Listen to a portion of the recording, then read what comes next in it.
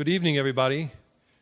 Thank you all for attending tonight. My name is Peter Iwanowitz. I am the Executive Director of Environmental Advocates of New York, one of the sponsors of the event tonight. Our other sponsors are, of course, the League of Women Voters of Albany County. I want to thank them for joining us tonight to hold this environmental forum, and also the Council of Albany Neighborhoods Association are the other sponsors for tonight's event. And thank you all for coming to share your time and your ideas and thoughts and hopefully your questions. You should have gotten a card if you're interested in submitting a question. Hopefully by now you've written down your question. If you haven't, if you could just quietly bring it over to Mary. If you have a question, we're taking those questions and we'll sort through them and sort of subtract out duplicates, but you have the opportunity to submit a question and we'll have folks asking them on your behalf. Environmental Advocates, if you don't know, we have been a proud resident of the city of Albany for 50 years, nearly 50 years. We were created in the late 60s to work on environmental issues, and while most of the staff spends a tremendous amount of time prowling the halls of the state capitol and pushing the state administration, we're proud to call Albany home. We're proud to work on environmental issues, and we're really proud tonight to partner with the League of Women Voters and the Neighborhood Association for this event tonight so that we can have a good discussion about environmental issues. So thank you again for all attending. Two other things real briefly at the end. To continue conversation amongst yourselves, and if some of the candidates can say that's great, we're going to have refreshments in the back of the room. There are materials for both us and the League of Women Voters out on the front tables. And if you'd like to get more involved in environmental advocates, a shameless plug, you can see the sign up here. You can send a quick text message with the words "Join EANY" to the phone number 52886. Pretty simple if you want to get more involved in environmental issues here in the state capitol and statewide.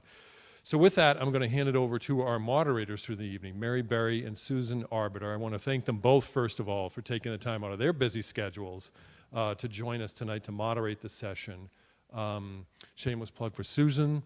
She also hosts the daily public affairs show called the Capitol Press Room on public radio. I've been a guest from time to time, and if you don't listen to Susan's show, please do. It's a great conversation, not only what goes on in Albany, but statewide on politics and policy. A thinking person point of view from the Legislative Correspondents Association. So I will hand the mic over to our moderators and we'll get going with the evening. But again, thank you everybody for coming tonight, and thank you all to the candidates as well for carving the time out. We really appreciate it.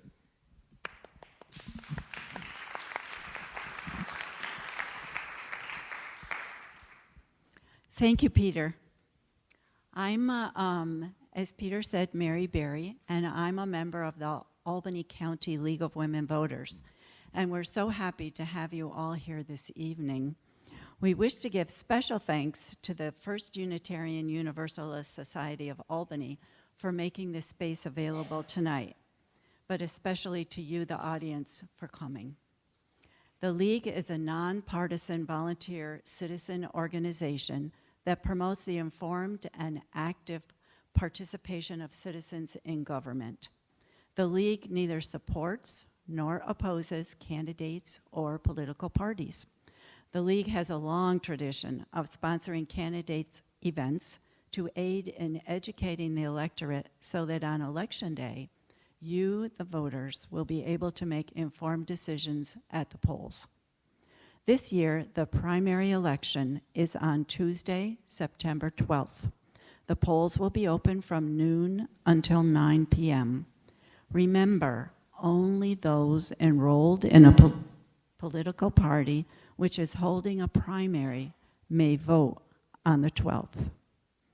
And just a note, if you wish to change your party enrollment, you have until October 13th, 2017 to file the form, which takes effect not until the 2018 elections. That's a New York State law.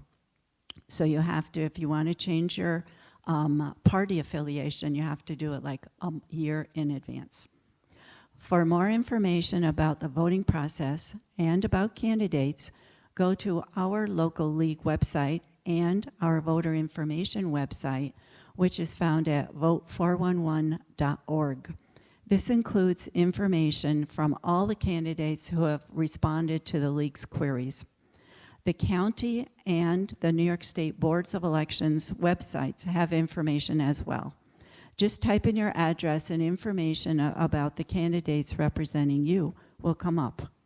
Be sure to read the postcard that the State Board of Elections, or the County Board of Elections, sent to you. This tells you where your polling place is. And if you didn't get a card, then you can find out by going online. But this is very helpful because polling places tend to change. The following ground rules have been agreed upon by the candidates in advance and will govern how we proceed this evening. Each candidate will have 2 minutes for an opening statement, 1 minute to answer each question, and 1 minute for a closing statement. In addition, each candidate was given 2 red cards, which they may use to add 1 minute to their answer to a question, once all the candidates have answered. Tonight, questions to the candidates will be limited to environmental topics only. In addition to the questions which have been sent in advance by email, League members are circulating with file cards. Write out your questions, and the cards will be collected. The questions will be reviewed. They should be addressed to the particular office, not to a particular candidate, and be neutral in tone. They may be consolidated if similar. They may be eliminated if personal or illegible. We are the ones that will be reading these cards, so if you'd like us to read them, please write them so we can read them. I realize that many of the people in the audience are fiercely partisan and exuberant supporters of candidates. However, we will insist that the candidates and the audience treat each other with respect. As I said, the candidates will have up to 1 minute each to answer each question. They will rotate who answers first.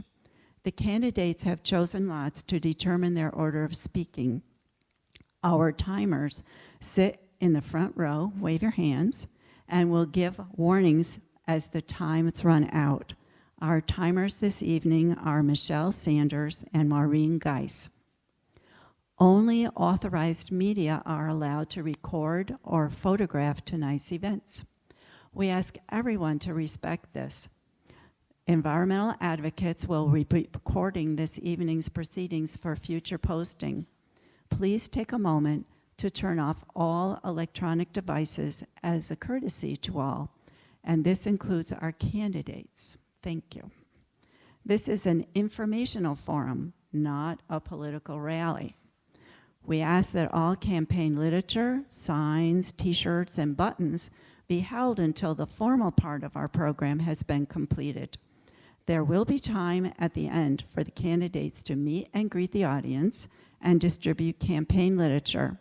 And as Peter mentioned, there'll be even refreshments. That doesn't always happen, thank you. Also a plug for the League. As Peter made a plug for the environmental advocates, I ask any person who is eligible to vote, female or male, may become a member of the League. See any League member afterwards for membership information. This year, there are 5 candidates running in a primary for the office of mayor of the city of Albany. The Green Party has a primary with 2 candidates, Brian Jimenez and Daniel Platt. The Democratic Party has 3 candidates running, Frank Camiso, Carolyn McLaughlin, and Kathy Sheehan.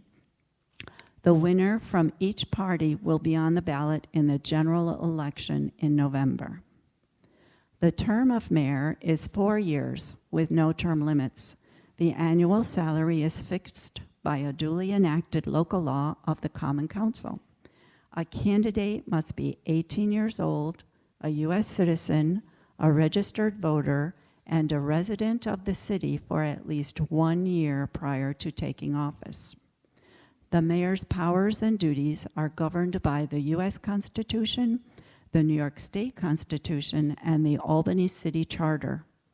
The mayor is the chief executive officer and administrative head of Albany city government. The candidates have drawn lots to determine order of speaking. Then the candidates will rotate at my direction.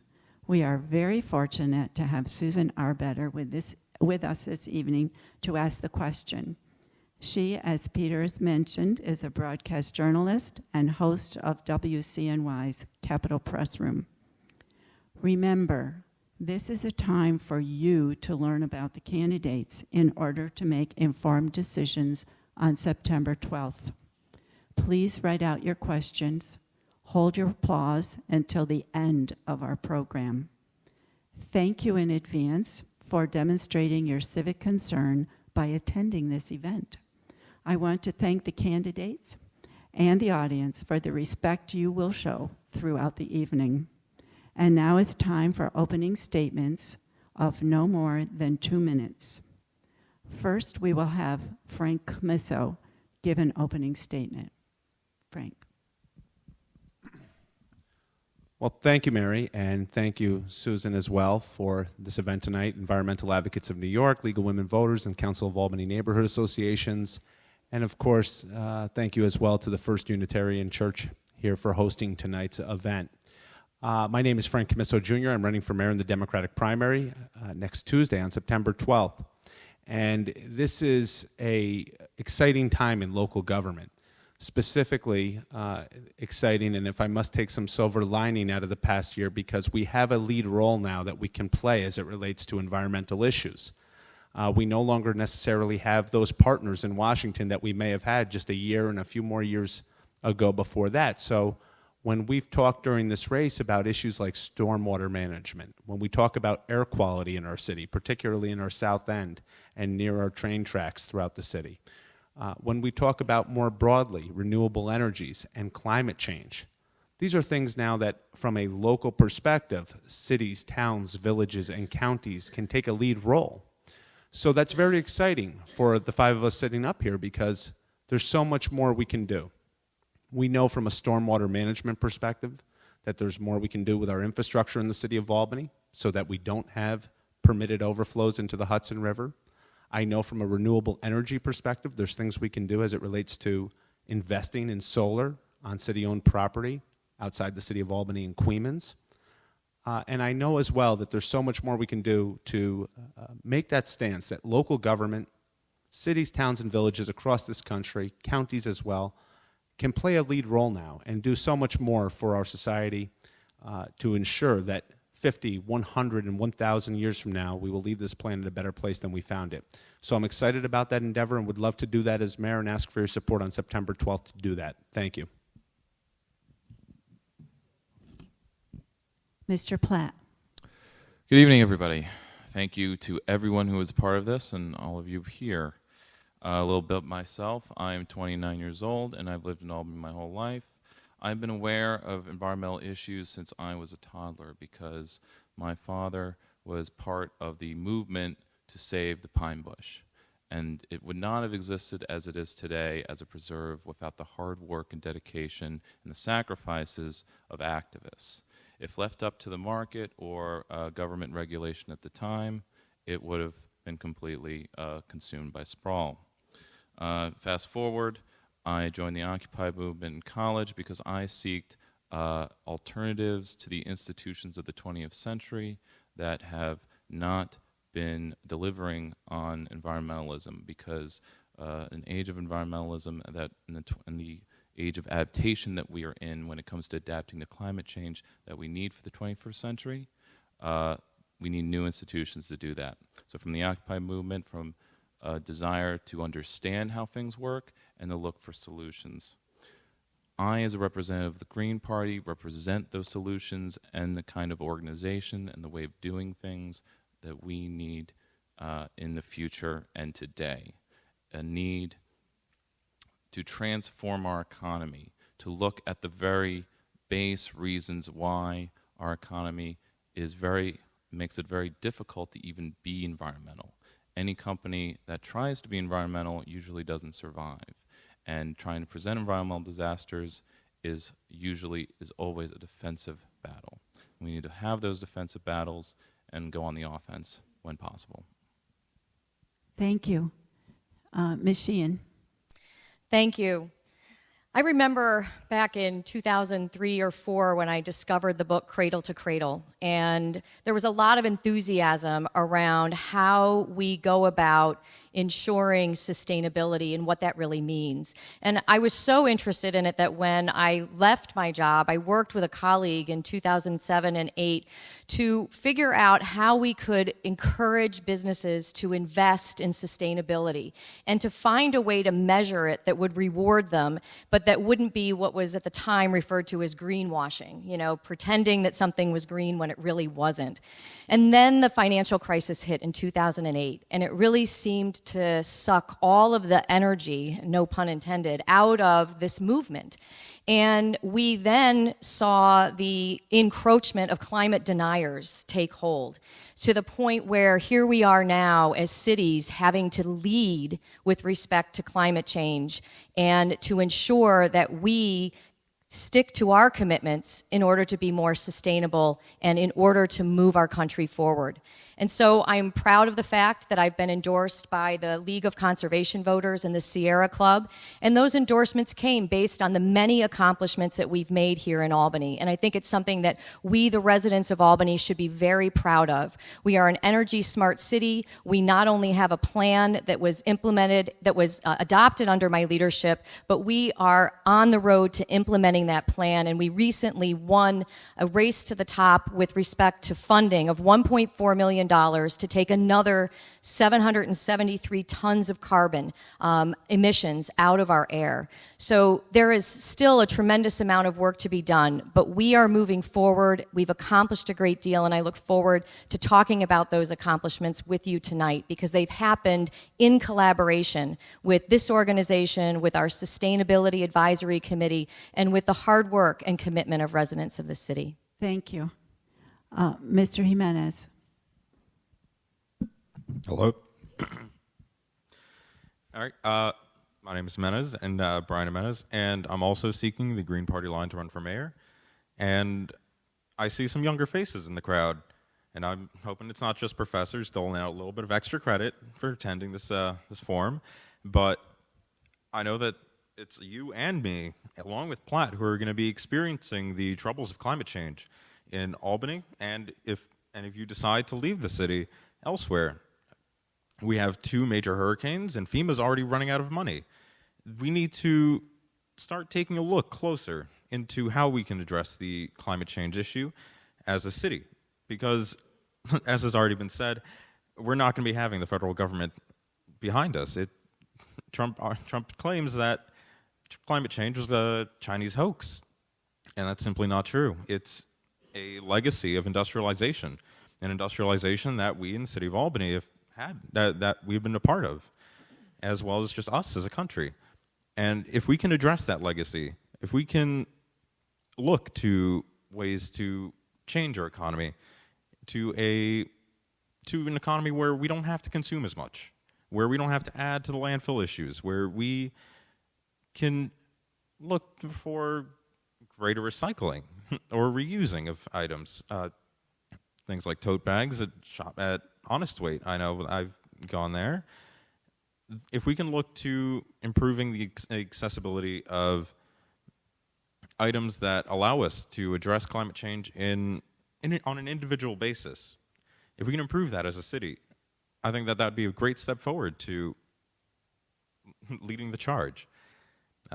Beyond that, I'm 22, a little younger than everybody else here on stage. But I'd graduated in May, and it's just an issue that we need to address. Thank you. Ms. McLaughlin. Well, Mr. Jimenez does not expect half of the room to be around very much longer based on some of the comments that he said, but I plan on being here. I also want to thank everyone for being here tonight and thanking all of the sponsors, because you do have the dubious honor of being the first forum that was scheduled, but the last one to be held. So I do want to commend everyone at the table for staying the course and being and lasting over the last several weeks of these many events that have really turned out to be an opportunity to educate people on the many views that we have on various topics affecting our city, the least of which is not what we're here to talk about tonight.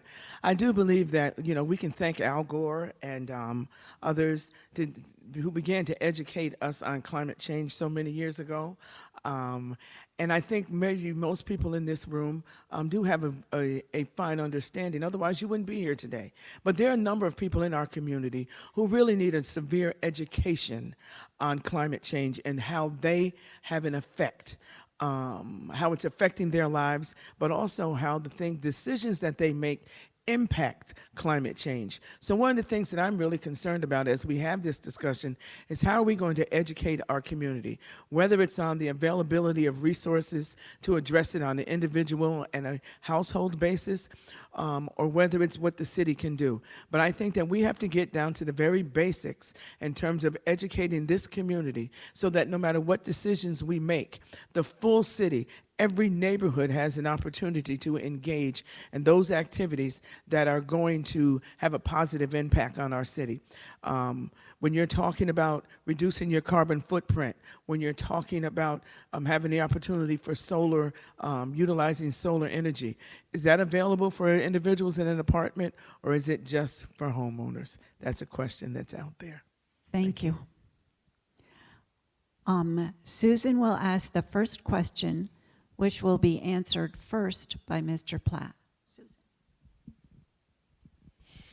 The actions, decisions, budgets, and priorities of your administration represent the city's values not only to residents but to other communities.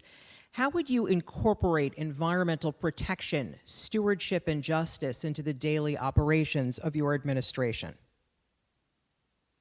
So first I'll tackle that question by relating it to how, when it comes to land management, open space policy, waste, water, these things have to be done on a regional level because our streams, our rivers, and land management isn't just between our borders. Now, to look internally to city policy, that is a matter of kind of giving every city employee a crash course in sustainable infrastructure and whatnot.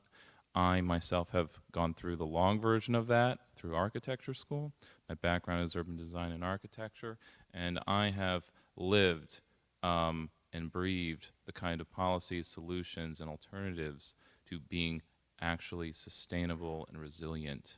And it takes a lot of work and resources, and those are resources that need to be made accessible, not only to city employees, but neighborhoods and households. Access to resources is a theme of mine because all the opportunities in the world don't mean anything if you don't have the resources. Thank you. Ms. Sheehan. My administration in our budget has prioritized a number of issues around sustainability and around the environment. First is the investment that we are making in implementing our Energy Smart Plan. We advocated and received funding from the New York Power Authority to fund a position, a full-time energy manager, so that we could actually hit the ground running and start to see the savings and the reductions in emissions from what is laid out in that plan. The other thing that we've done is significantly increase the city's investment in our water and sewer infrastructure. Under my administration, the water department went from spending about $2 million a year in capital expenditures to $3 million, and then we aggressively sought and succeeded in receiving additional state funding, such that we've spent on top of that an additional $8.6 million. Over the next years, as we implement our consent order, we will have invested more in that infrastructure than in the prior 10 years. Thank you. Mr. Jimenez. I assume the rules are the same as the 31st form. If you could repeat the question.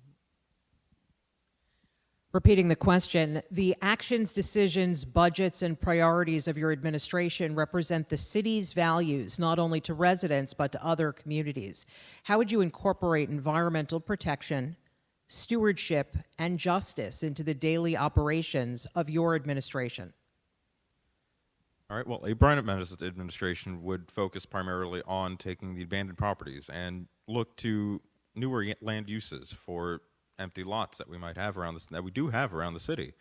And when we take over these abandoned and neglected properties, what we can do is look to implementing solar panels on the roofs. We can look to improving insulation to reduce energy use. So we can look to expanding that program to other buildings that are still occupied, that are occupied now and owned now by Albany residents or with tenants who live in them. I know, for instance, in my house, in my apartment, I have a large draft. The windows one is a single pane, and there would be no way for heat or air conditioning to remain within the room effectively. And if we can look to expand to allowing we can use the city's power to make sure that we spread these environmentally conscious pieces of infrastructure, I think that would be a good step forward. Thank you. Ms. McLaughlin. I think the issue of environmental justice has to be at the forefront in any decisions that we make around the areas that we're going to be talking about tonight. And first, that has to include significant education so that people understand how their lives are being impacted by decisions that we make as a city, but also decisions that are being made around them. So for me, that we have to be proactive in that, not wait until a decision has been made and then people cry out. There seems to be an environmental issue here, an environmental justice issue here, but be proactive. This is why we're dealing with the trains down in the south end of Albany and all along that railroad track. It's an after-the-fact fight. We should have had the decisions and considerations given prior to an application even being made to DEC.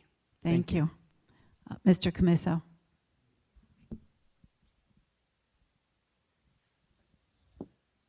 Well, I think one of the major challenges that we have going forward in the city is we have to address, and whoever the next mayor is, will have to address the budgetary challenges of the city of Albany. And one of the things that I've talked to voters about throughout this race is finding areas where we can align our budgetary needs with our environmental values. So when we talk about developing a 21st century solid waste management plan going forward, that's something that we can, again, address environmental values with. When we talk about having a fleet management plan, something that we have found that we need here in the city of Albany, we can actually look to have greater fuel efficiencies with vehicles. Additionally, we can invest in renewable energy so that we can start to tack down our massive street lighting bill in the city of Albany. And finally, I think, and Mr. Jimenez had noticed this earlier, but when we have vacant and abandoned buildings that are demolished, we can look to create some green space as well, because we may not always have the immediate investment to rebuild a new building on a vacant lot. That could make this city much more beautiful and better from a stormwater management perspective. Thank you. The next question is going to be answered first by Kathy Sheehan.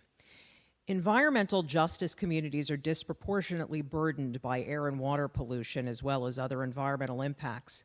Many cities, like Seattle, have adopted equity and justice agendas, which include such initiatives as creating pathways out of poverty through green energy opportunities. How will your administration tackle environmental injustice in Albany? We have two issues right now. One is the continuing issue with respect to the oil trains and the impacts of the port in Ezra Prentice. And so we have focused, and we've done this in cooperation with our Common Council members as well as our Common Council president, to have the DEC be doing air testing and to have a major traffic study being done there to look at what the impacts are of the trucks that go past that area. We have another proposal that has not formally been made yet, but that is going to impact Sheridan Hollow. And I know that for people who remember the Answers plant, who remember the impacts, and who attribute the ashes that came and the emissions that came from that plant to the early deaths of their mothers or sisters or aunts, this is not something that's just theoretical. And it's critically important that we recognize that we have to communicate, we have to look at impacts, and we have to be, we owe it to our residents to make sure that this is a priority. Thank you. The next question, same question, goes to Mr. Jimenez. Do you need me to repeat it? Yeah, I'm feeling a little bit under the weather, so if you could, that'd be fantastic. Environmental justice communities are disproportionately burdened by air and water pollution as well as other environmental impacts. Many cities like Seattle have adopted equity and justice agendas, which include such initiatives as creating pathways out of poverty through green energy opportunities. How will your administration tackle environmental injustice in Albany? Well, we need to look at the mistakes, as Sheehan has already talked about with the ash clouds. We have to look at these mistakes of the past, and we need to think about how we can employ people in poverty, people who are unemployed or underemployed, and we can have them work on these on any piece of environmental infrastructure that we, as a city, decide on. Beyond that, what we can also do as a city is look to those areas that are facing little bits of flooding, like I'm reminded of New Orleans during Katrina, where there were lower income neighborhoods that were hit the hardest. And if we could work to shore up those areas and make sure that they're not going to, and fix our infrastructure, or underground infrastructure, make sure that we don't get sewage runoff working its way into the streets or into the Hudson, then that'd be a step forward in providing that environmental justice. Thank you. Carolyn McLaughlin. Thank you. The bottom line is, as we deal with this issue of environmental justice and just dealing with issues of environment in our communities, we have to be sure that jobs are being created that will bring people out of poverty that are in these challenged communities. I also believe that as we talk about projects that are coming on in the city, we have to make sure that people are at the table, that they are in the room. You can't make a decision on something and then bring it to the community after the fact.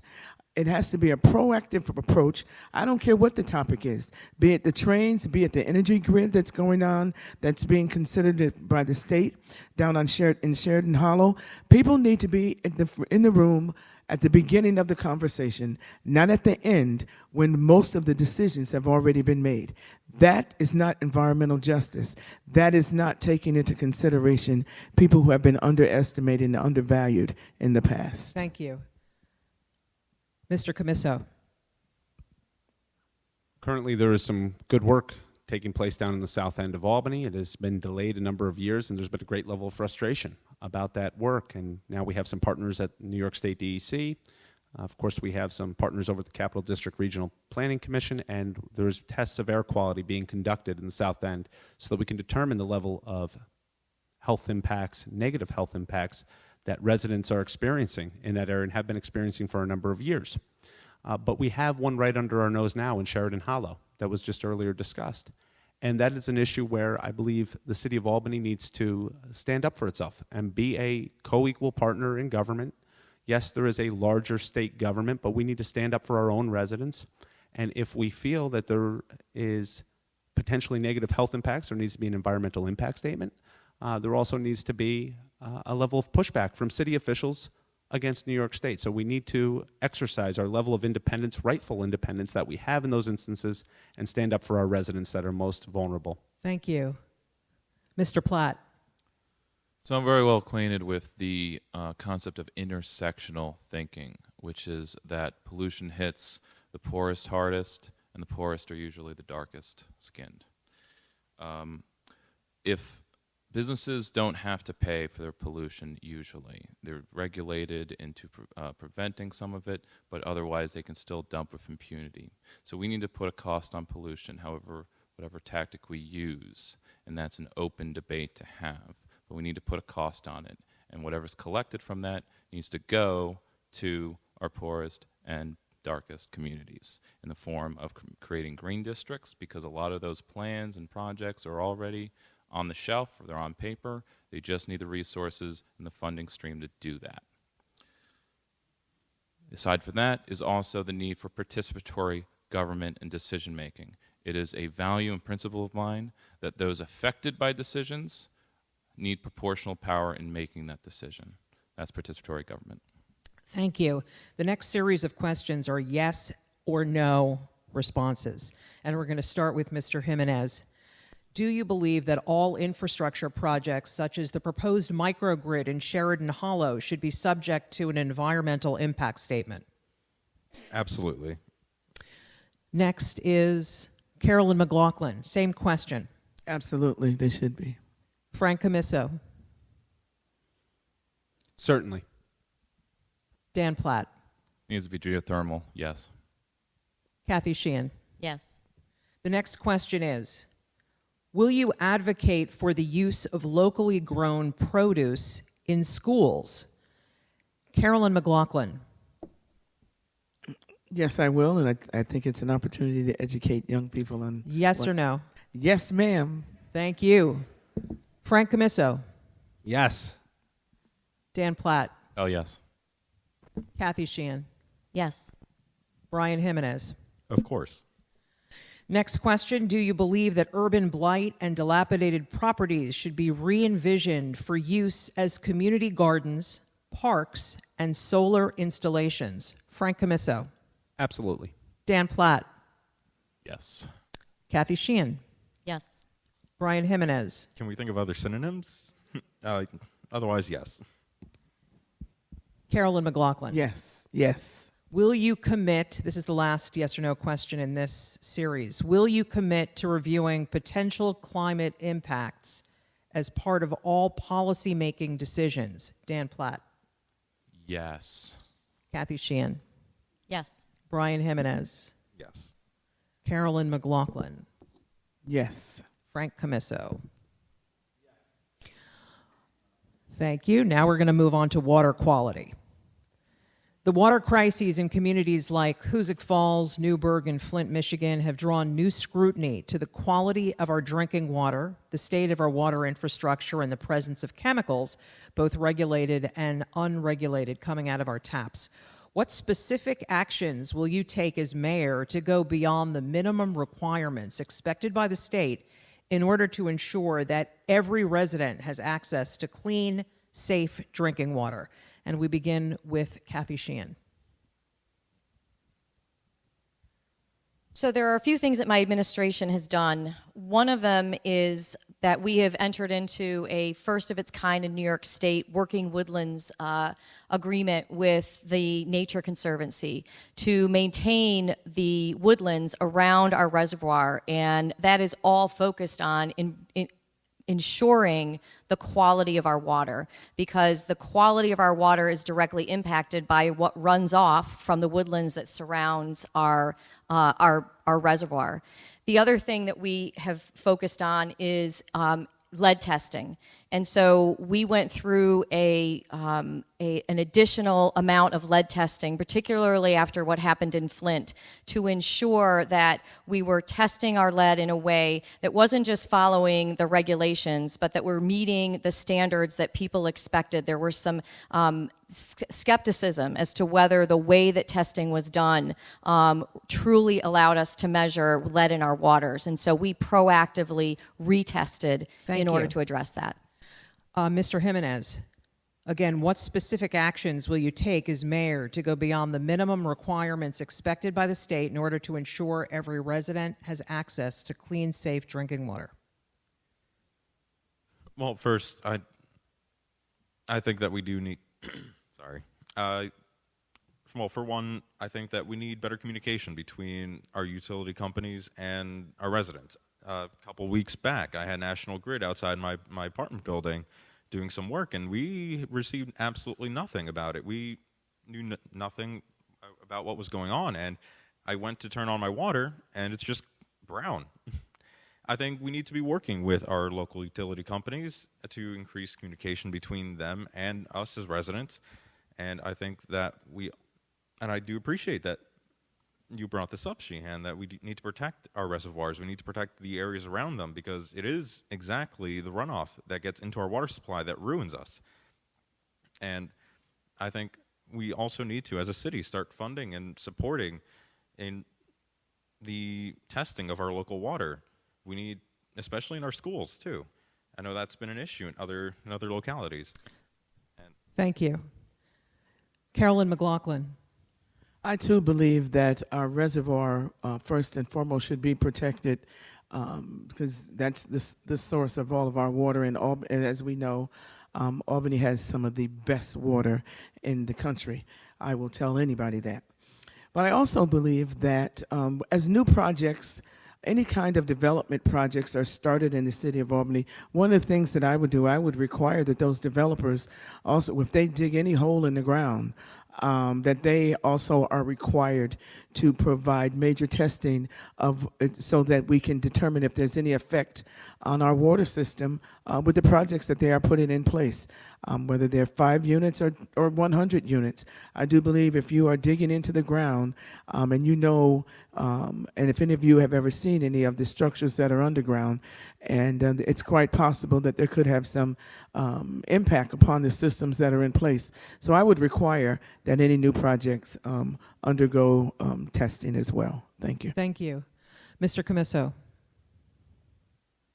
Well, I think we can do much more to protect our water sources here. Of course, the Hudson River, to me, I would view it as an economic asset as well as, of course, an environmental treasure. And earlier this year, just a few months ago, I was very disappointed when we had a tremendous spill into the Hudson River overflow, and that was referred to many times over by our city government as a permitted overflow. That language of being a permitted overflow is state legal jargon that is used to effectively allow us to pollute and not make those adequate investments that we need to make over a period of many years in order to maintain our infrastructure. So for me as mayor, we would quarantine all those funds that need to be quarantined related to water and sewer maintenance and repair, and we would invest those every year with a multi-year capital plan that we would stay committed to over a number of years regardless of our operational budget deficit. That's something I think is very important, and when we have that integrity from a budget perspective, we can make those investments that we need to make. Thank you. Dan? No? Okay. Yeah. Now we're back to... No. I'm Dan. last. Yeah, Dan Platt. I apologize. So first and foremost, the need for soft infrastructure, because nothing cleans better than actual nature, is made clear by others' responses. But there needs to be a source of funding for all of this, a source of funding that is under our control. So a direct action I would take is to advocate and create municipal bank, because I'm a proponent of municipal banking. That's a bank that we are in control of, so we can create the funds along with, in a regional sense, for soft infrastructure. Along with that, I would promote initiatives for depaving, lawn asides, putting aside 10% of your lawn, because if you let it grow wild, that retains more water, as well as all the other soft infrastructure, that's landscaping, and that's all these kinds of, as a designer, I am trained to think no other way except the impacts of water and light and all that stuff. Thank you. The next series of questions are yes or no questions, once again, and we're going to begin with Brian Jimenez.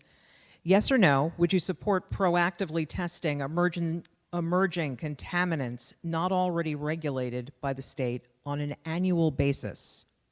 Yes. Carolyn McLaughlin, same question. Yes. Frank Camiso. Yes. Dan Platt. Oh, yeah. Kathy Sheehan. Yes. Next question. Yes or no, compliance with the state's Sewage Pollution Right to Know Act has been in the news lately, with late reported sewage discharges into the Hudson River. The reporting requirement is the DEC and often means that the public doesn't learn about the discharge until well after it's occurred, if ever. Do you support the development of an alert system for potentially impacted residents and local media when a discharge occurs? Carolyn McLaughlin. Yes, I do. Frank Camiso. Yes. Dan Platt. I suppose. Kathy Sheehan. Yes. Brian Jimenez. Oh, yeah. Do you believe, yes or no, that the state should pass a constitutional amendment giving New Yorkers a right to clean water. Frank Camiso. Yes. Dan Platt. Yes, among other things. Kathy Sheehan. Yes. Brian Jimenez. Definitely. Carolyn McLaughlin. Yes. We're going to move on to the energy efficiency fossil fuels portion of our debate. Many cities are leading the way when it comes to climate action, energy efficiency, and moving their communities away from fossil fuels. Columbus, Ohio, for instance, recently announced it would no longer build a new parking garage downtown, instead provide passes for public transportation to those who work in the area. Many communities are strengthening their building codes to ensure new construction includes solar panels and things like that.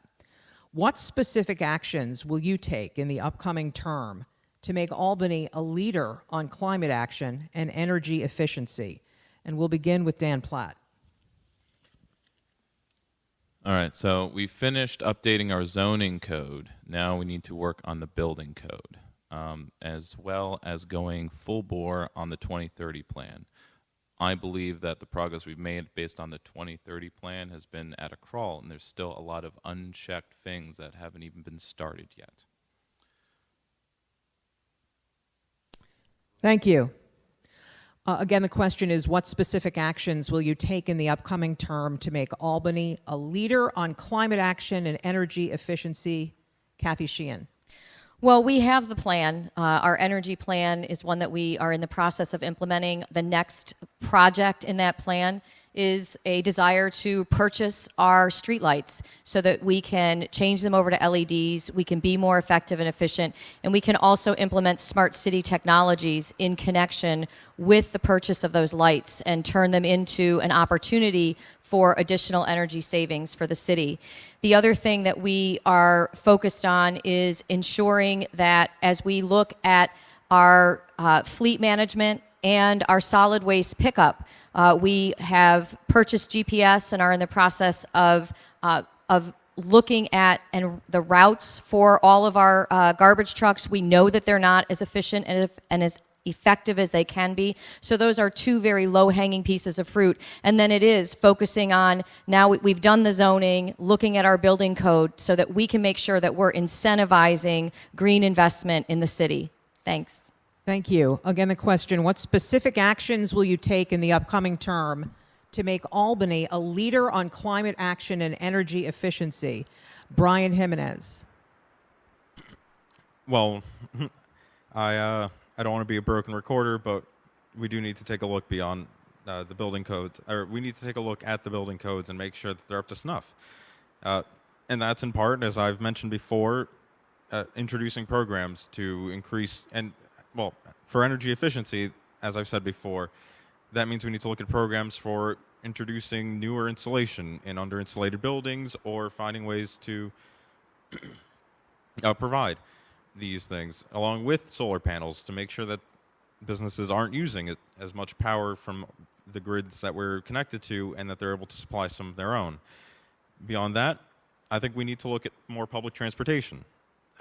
I'm a big rider of the city of CDTA buses, and I think that we can look towards providing a park and ride system for people from out of the city to park the cars along the borders and take a CDTA bus right through the city. And if we can reorganize with CDTA, that'd be great. Thank you. Carolyn McLaughlin. I'll just piggyback on the last part Mr. Jimenez said around transportation. I think we should provide an incentive program even for individuals working for the city of Albany. We already know that parking is at a premium for them downtown, particularly those that work in City Hall. So I would introduce an incentive for our city employees using public transportation, and also an idea that I've learned about, even in some of our apartment buildings, if we can formalize a grant process where even with the state, with that grid that they're trying to put together, why not allow some of the low-income families to have the opportunity to connect to that, to get solar energy into their homes so that they might be able to save money on a monthly basis on their energy bills. So I think, that is something I would like to look into very quickly. Thank you. Frank Camiso. We can make significant investments in solar. I think that that's something we can do in Queens, and we have many acres there that are developable for a solar farm that other municipalities could buy into. Additionally, we did have a third-party review city operations earlier this year, and they found that we do need a fleet management plan, and that's an area where, again, we can achieve some environmental objectives as well by having more fuel-efficient vehicles. My greatest concern right now, though, is the RFP that the city released on August 16th for a transfer station in the Pine Bush related to our future with solid waste management. For me, I think that we need to have a competent team of professionals from a solid waste management point of view and from a budgetary stance as well. Look at all the data we have in the city and determine, can we have a far greater diversion rate? Can we have a much higher recycling rate here throughout our city? I think we can. I think a great place to start would be with organics, and then we would not need to be sending trucks in the very near future across New York State every day with very low fuel efficiency. I think we can do much better in that regard. Thank you. Next question is what carbon reduction accomplishments? Oh, hello. Oh, thank you. Yes, so the red card means what? 1 more minute. 1 more minute. So we may touch on this later, but I just want to clarify a few things. First of all, with respect to the RFP that the city has issued, we issued that after there was a meeting with all of the Common Council members that they were invited to attend, walking them through that RFP. We then, by law, had a 90-day comment period in which time everybody had the opportunity to comment on that, and those comments were then incorporated into it. And it does include organics. It does ask for a regional approach, and it has the ability for respondents to come to us with their ideas. We want to make sure that we get the most innovative ideas and the best opportunity for our residents to have a solid waste management plan that we can all be proud of. And if we don't get the innovation that we're looking for, we have the opportunity to say, we need to do more. So in looking at what that is, it is not an RFP for a transfer station at the Pine Bush, and anybody who reads it will understand that. Thank you. The next question is this. What carbon reduction accomplishments would you focus on in year 1 of the next mayoral term? Kathy Sheehan. So we have $1.4 million that I have to spend on carbon reduction. And so that includes the fleet management. That's one of the areas that we were looking at getting funding to do our fleet management, fleet maintenance, and that is going to allow us to reduce carbon. The total projections for this $1.4 million is that we will reduce carbon emissions by 773 tons. So there are 3 components to it, and in addition to that, we are looking to acquire our street lights so that we can switch them over to LEDs. And we're looking at the potential of up to $2 million in savings to the city with respect to the changeover to LEDs for our street lights. So those are the near-term projects that are available and that we are undertaking just in the next 18 months. Thank you. Brian Jimenez, what carbon reduction accomplishments would you focus on in year 1 of the next mayoral term? Well, I think working with CTTA to implement the park and ride and reduce the amount of cars on Albany city streets, because the city size does double on a weekday. If we can reduce the amount of cars on the city streets, that means that we can start reducing the amount of car emissions that we're breathing in and that we're surrounded by. I think that if we focus on if we up the building codes and we make sure that people who build new buildings, or if we as a city rehabilitate the abandoned buildings, that we implement those energy efficient means to reduce the amount of energy those buildings utilize, and that would start lowering the amount of energy use, and that means that we're burning less in fossil fuels or even in nuclear power. There'd be a lower demand for that kind of energy within the city and around us. Thank you. Carolyn McLaughlin. This whole area for me, I think the key for me is always around education. And if you don't we must give people information. We as administration have to educate our own staff on how to be more energy efficient. When they are communicating with one another, we have to make sure that our technology works in a manner such that I don't have to get in a car, a city car, to go from City Hall to Henry Johnson Boulevard in order to communicate information that needs to be had. If we could have more better telecommunications operations where we could have meetings, everyone, maybe the meeting is set up in City Hall, but if I'm on Henry Johnson Boulevard or I'm over in Huffman Park, I don't have to get in 5 cars or police cars to Thank come you. down to City Hall to a meeting. So telecommunications improvements as well. Frank Camiso. Two of the first things I would move forward on are the solar farm in Queens that I talked about earlier. I think that that's a significant investment there that could pay itself off in 6 to 8 years and could pay dividends as far as us addressing our environmental values. Additionally, and I'll have to respectfully disagree with the incumbent on this, one of the first things I would do is suspend that process to award a contract for siting a transfer station in the Pine Bush. I think that the initial focus has to be that we have a strong recycling program here in the city of Albany. And I think that if you partner with a private sector operator that is then making money based on the amount of trash that they ship across New York State in very large trucks with very low fuel efficiencies, I do believe that that will be maximized. That's how this will work as far as the incentives that are in place, and it has happened many times before in many other communities. So that would be one of our first acts as well, that we would slow that entire process down, work with the other municipalities here within Albany County, and then we would have a proactive plan moving forward. Thank you. The question again is, what carbon reduction accomplishments would you focus on in year 1 of the next mayoral term? And our final candidate to answer that question is Dan Platt, who is also using his red card. Yeah. So you have 2 minutes. Thank you.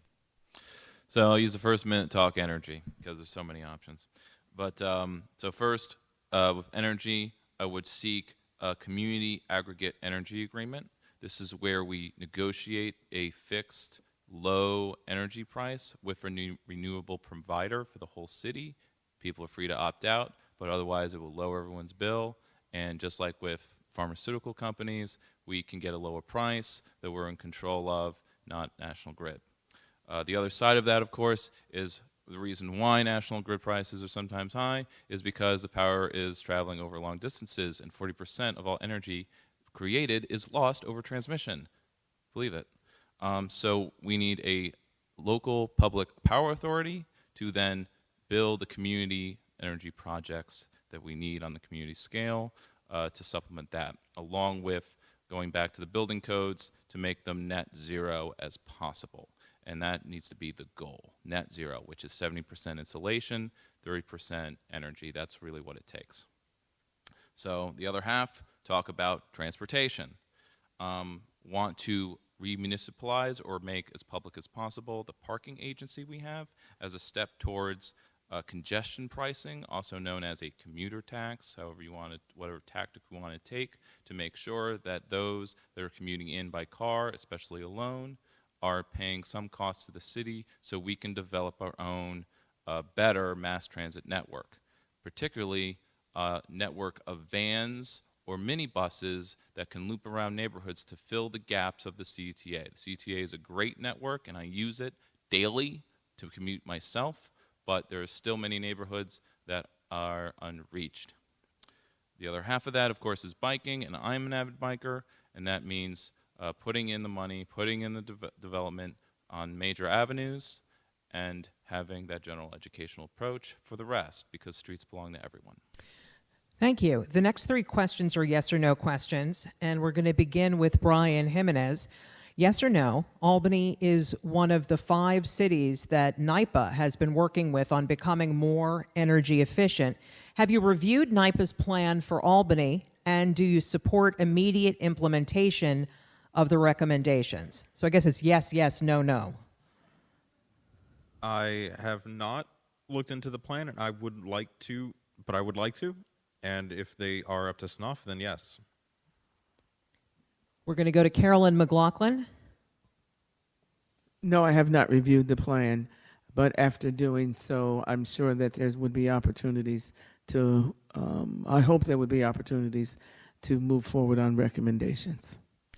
Again, the question, have you reviewed NYPA's plan for Albany, and do you support immediate implementation of the recommendations? Frank Camiso.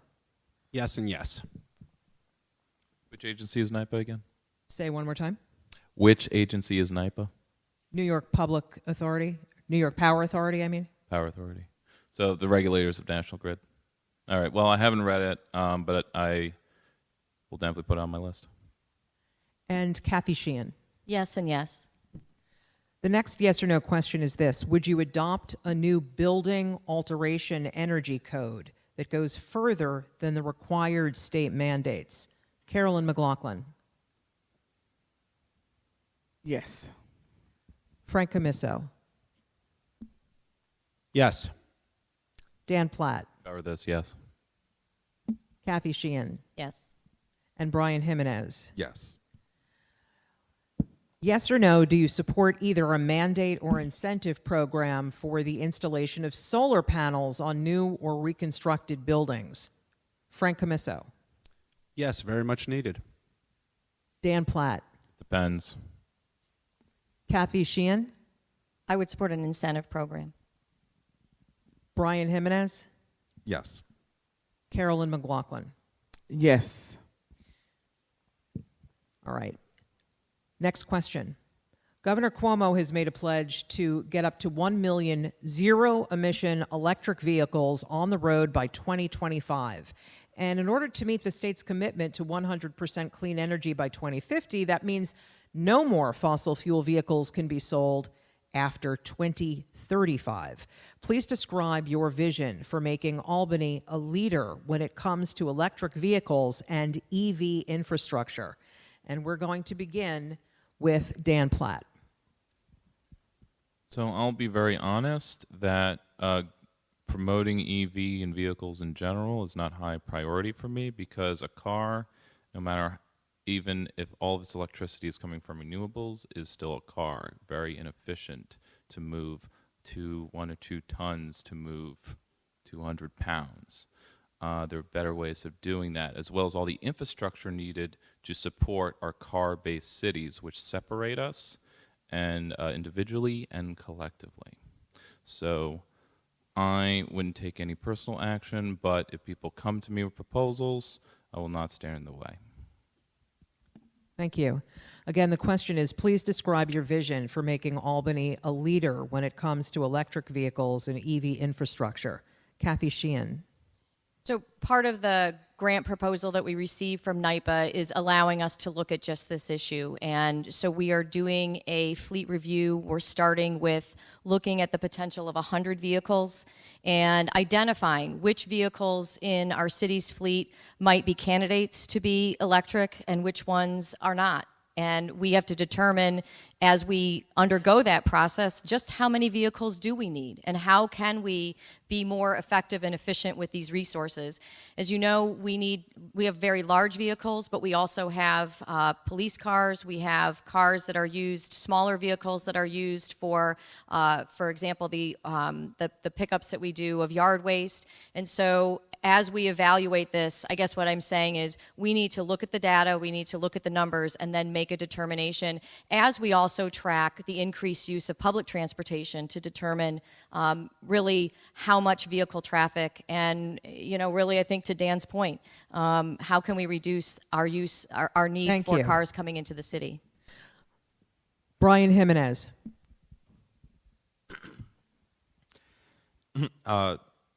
Again, I'd have to agree with Dan to a point about electric vehicles. I think that if we could create a sort of cooperative network or cooperative business or manufacturer of these vehicles, that could be a step forward. We need to look at a bunch of different approaches. So while I would love a regional high-speed train network, for instance, or a large increase in public transportation use, I do also understand that there is still going to be some of a need for vehicles, and I would like to see them be electric. And if we can take some abandoned warehouse space or large empty lots and recreate them as electric vehicle manufacturers. We could be the center of New York State electric vehicle production, and that would go a long way to reducing emissions and also providing jobs for Albany residents. Thank you. Carolyn McLaughlin. I think this is a very aggressive plan that the governor has, but I think what it does provide for is an opportunity for a public-private partnership where we can bring in some of the national car manufacturers, looking at talking with them about what the cost of these vehicles, because sometimes at this point it seems cost prohibitive for some people to invest in these types of vehicles. But I think with a partnership with the city, I think that we could really, it would be able to accelerate even the plan that the mayor has proposed with 100 vehicles.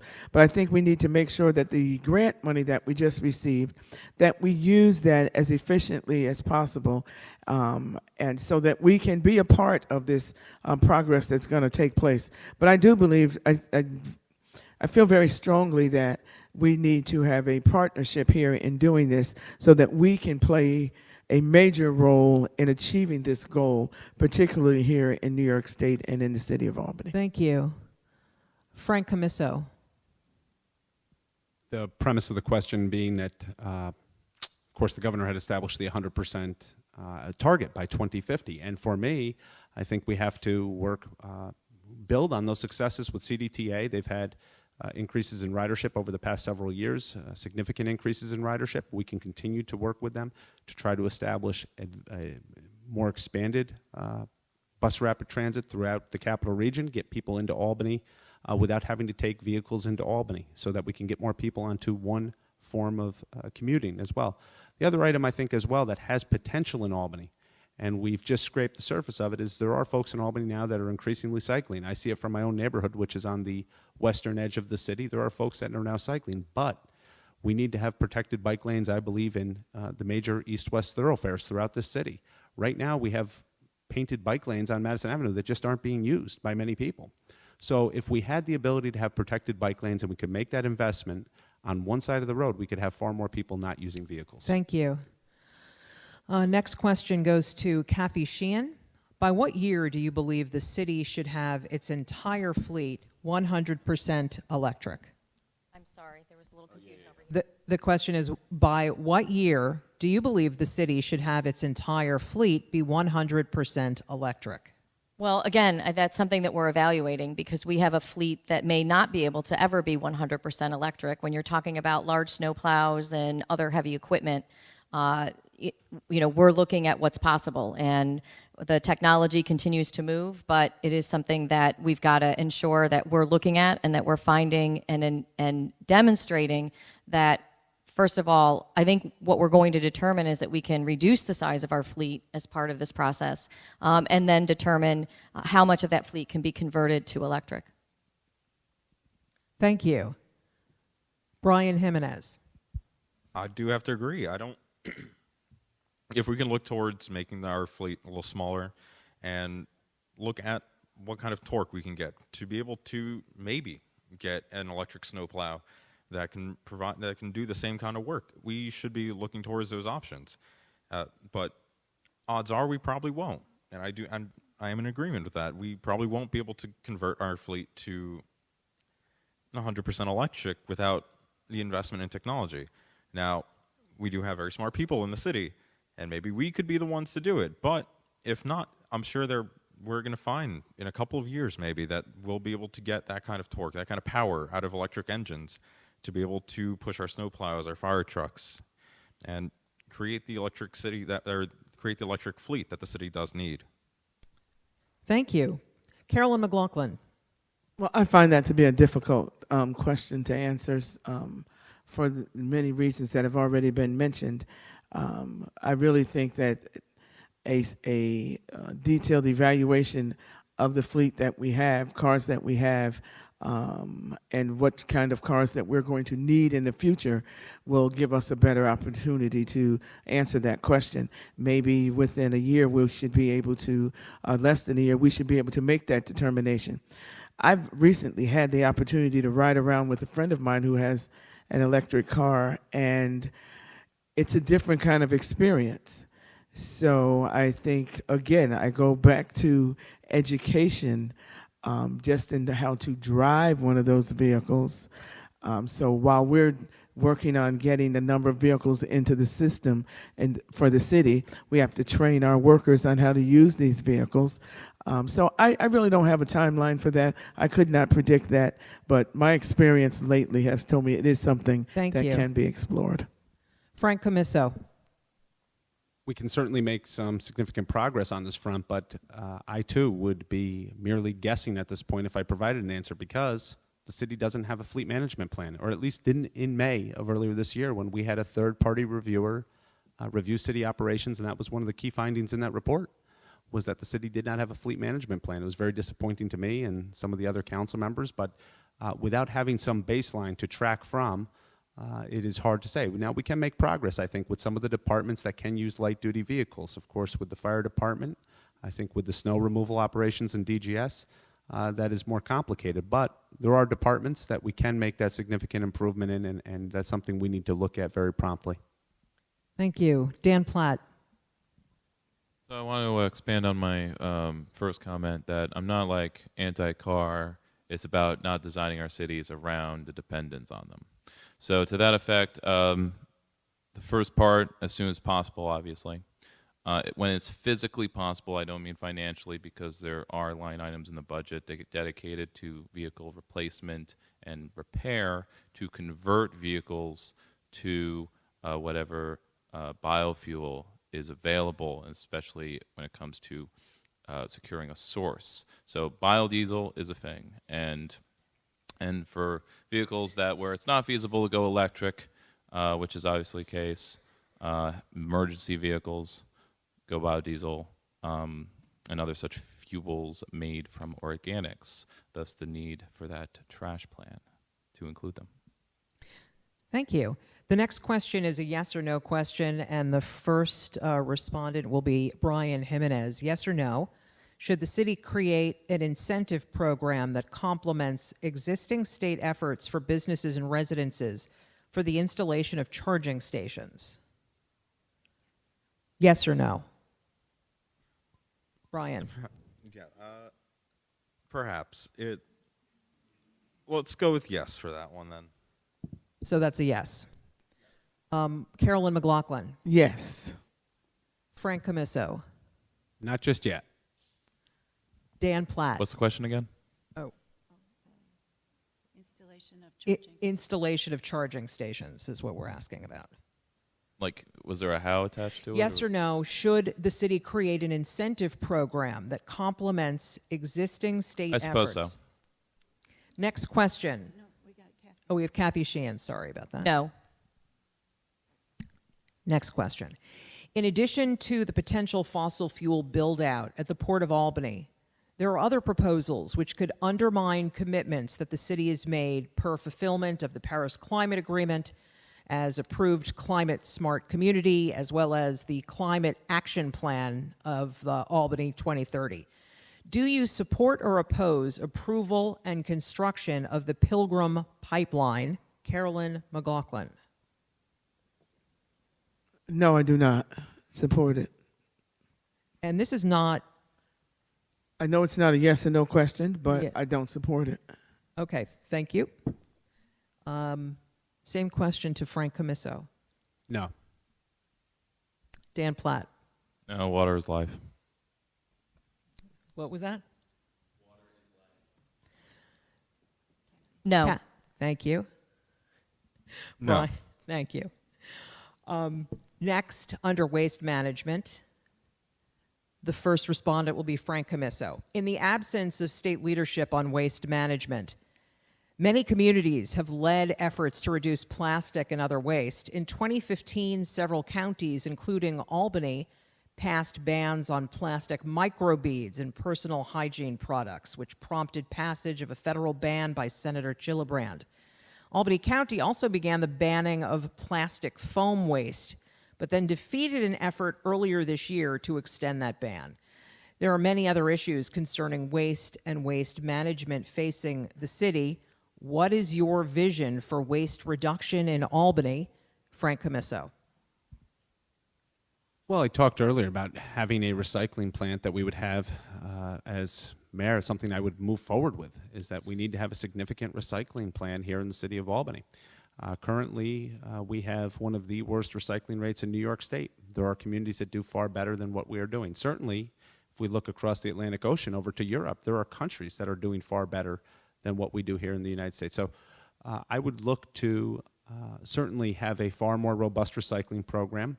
On the private end as well, I think there's some level of regulation that we could consider as a city. I know Albany County has been a leader, as you mentioned, with many proposals that have passed through the county legislature, and I think that those are recognizing the science that is now coming out there. You mentioned microbeads, Susan. That's one area where we can make some significant progress. So again, we have to be monitoring the science, determining if there's regulations we can put in place. But for me, I would start with our own recycling program, have a very robust operation, have a strong organics program. I think that's our future here in Albany. Thank you. Thank you. Dan Platt, same question. Reduction is all about going upstream on the supply chain. So a direct answer policy is a plastic bag ban. These are urban tumbleweeds. I pick one up on average every day as I walk around. Reducing our waste is also not a problem to be individualized, because most of it, when it comes to packaging and how things are made, that is upstream. So it is not quite city policy, but I would encourage and facilitate the creation of a consumer union. Individually as consumers, our dollars are weak. Voting with a dollar is not really power. But real political empowerment when it comes to this issue comes in consumers banding together and demanding better of the retailers that serve them. Again, the question is, what is your vision for waste reduction in Albany? Kathy Sheehan. Under my leadership, we implemented a pilot recycling program that automated recycling pickup and provided large bins in areas where we can actually have the automated machine operate. And we saw a 50% increase in recycling in those neighborhoods compared to the rest of the city. So we have spread that program out now. We have maximized the volume of that particular vehicle. And now we're in the process of evaluating where else we can implement these larger bins, either on an automated or semi-automated basis.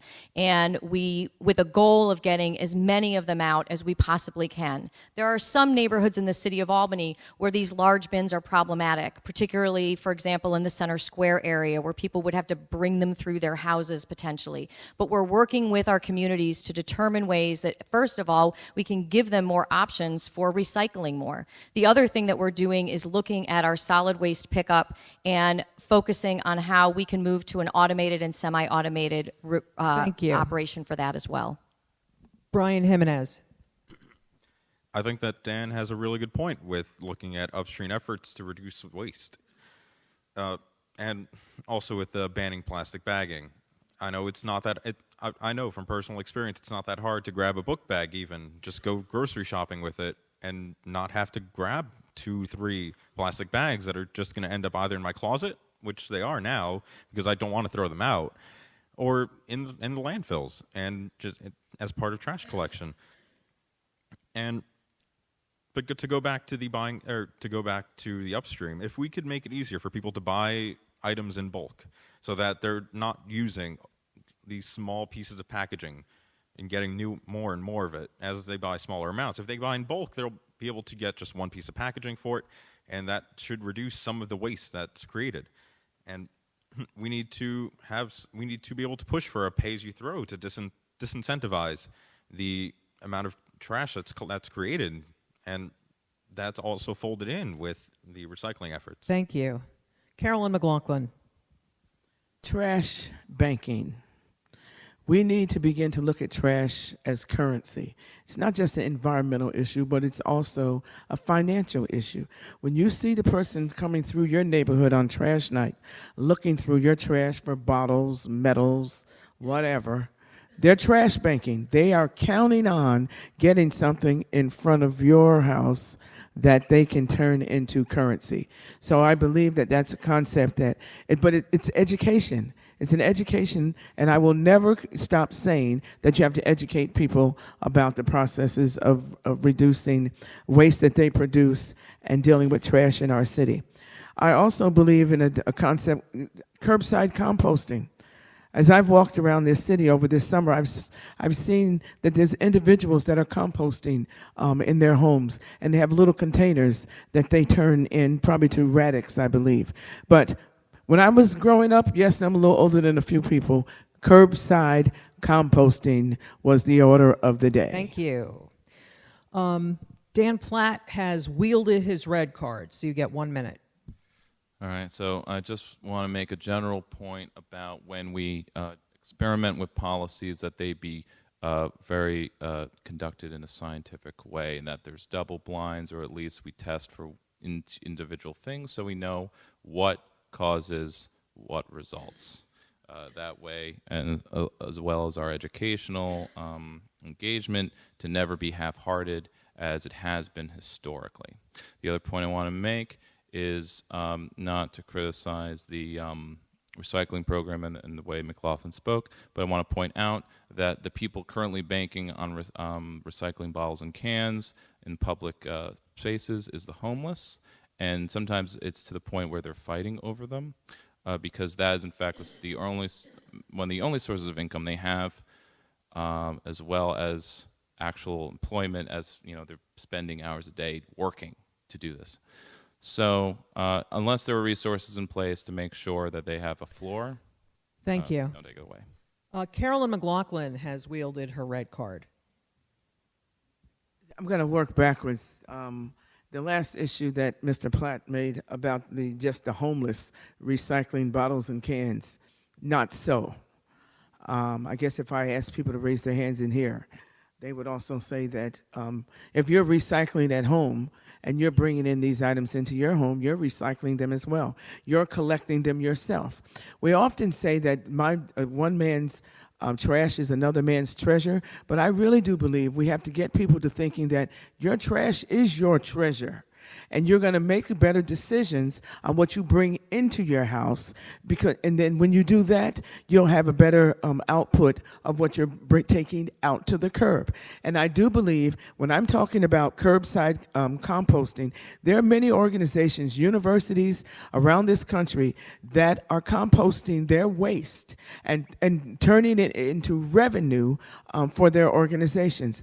Their cafeteria leaders are doing that. So Thank you. I don't think this is a haphazard idea. We now have a series of yes or no questions that we're going to begin asking Dan Platt. Yes or no?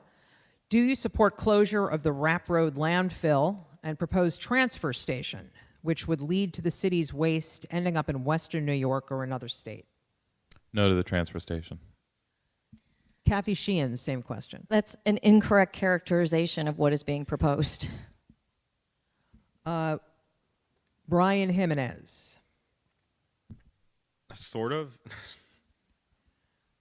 Carolyn McLaughlin.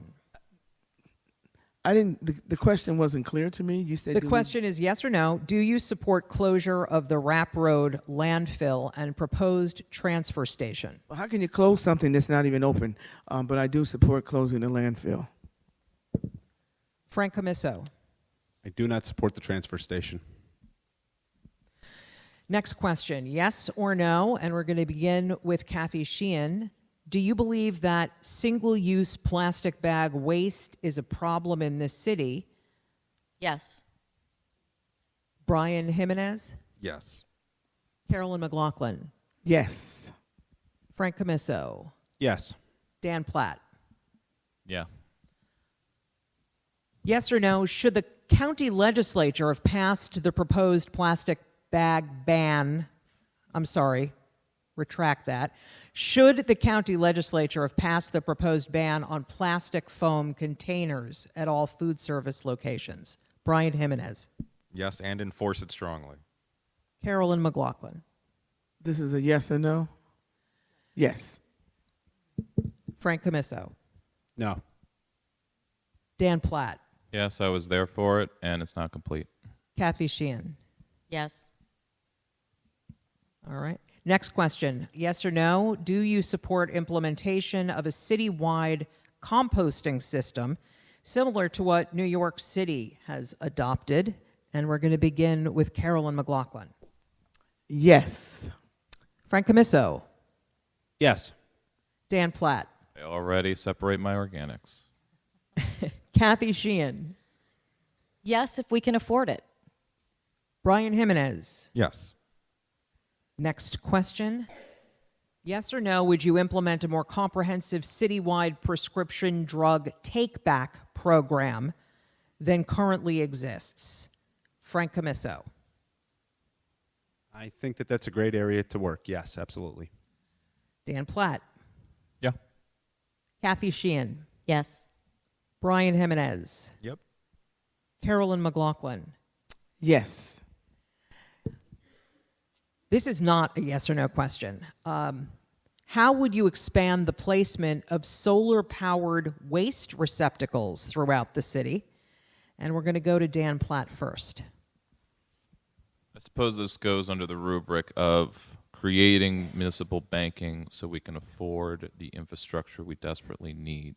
So I'll expand on why a public bank is so important. When we take a bond out or any kind of loan from other banks in Wall Street, they charge us high interest. We're practically paying 50% more for everything we build.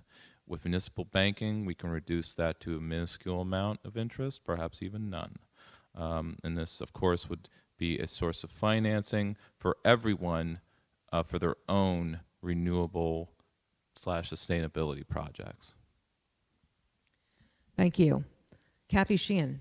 So we're undertaking a review of how we deal with public waste, and we do have big belly waste receptacles that transmit when they're full. The technology works sometimes and doesn't work other times. We recently had to retrofit all of those. So, when looking at this new technology, it sounds great, but we have to ensure that we have the ability to maintain it and that we are not incentivizing illegal dumping, which we know happens in the city of Albany and is a significant problem. And it's why we look at where we're placing our waste bins, how often we can pick them up. But the good news is that as we get more effective and efficient and using semi-automation to pick up our solid waste, it frees up resources to address this issue of those public trash cans, where they are, where people want them, and choosing technology that is going to work and allow us to maintain the ability to keep our streets clean.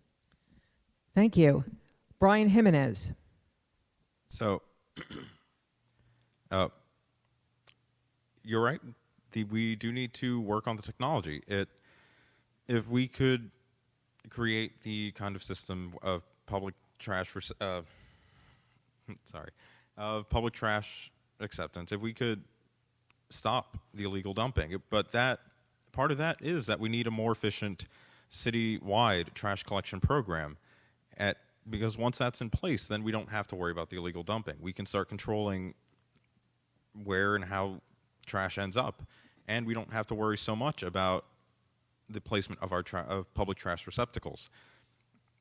And even if we aren't able to fully implement a citywide trash pickup program, then we need to look at high traffic areas and put those big belly trash cans there. I believe it was on my way here, and on the same street within a couple of yards there were two Thank you. of them. Carolyn McLaughlin. Whether it's a high traffic area or just an area where it appears to be a lot of trash being brought into the city from outside of the city. I live in a neighborhood where I've experienced this on a weekly basis, where individuals feel that because they own a piece of property and they live, I will remain nameless, that because they own property in Albany, they have the right to bring their chairs from the suburb into the city and put it in front of that house. And so I really think that as we continue to explore this technology, we have to be develop a strategic plan that encompasses more neighborhoods than people would realize that we would need these kinds of receptacles in. So I just think that it's a plan that has to be explored, but truly the technology has to be such that trash doesn't sit there for 2-3 days and the receptacles are not maintained and become a health and safety issue in the neighborhood. Thank you. Frank Camiso. We need to review ways to keep our neighborhoods cleaner. I mean, there are many neighborhoods throughout the city, and I've been walking door to door since March 13th. There are neighborhoods that are just covered in trash out in public places. And I can only imagine for young children, young men and women that see their neighborhood look like that, how it is increasingly challenging to have that sense of pride in your city. So I know we can do much better in that regard. We need to have the investment in the receptacles itself, and if solar bellies are the best process moving forward with that, so be it. But then we also, from a personnel management end, with the Department of General Services, need to make sure that we have these receptacles picked up timely throughout the city. It does not look good throughout our city when we have trash out on public streets where we have children walking to and from school and parks. Thank you. Next question. This is about the Port of Albany.